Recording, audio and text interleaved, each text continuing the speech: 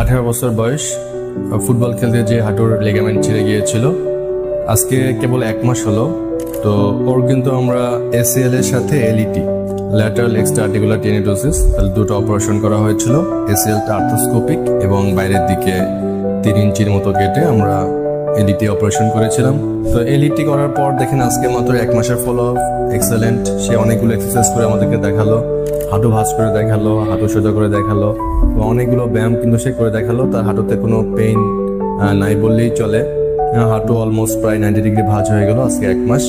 আল্লাহর মতে excellent outcome, খুবই সুন্দর রেজাল্ট।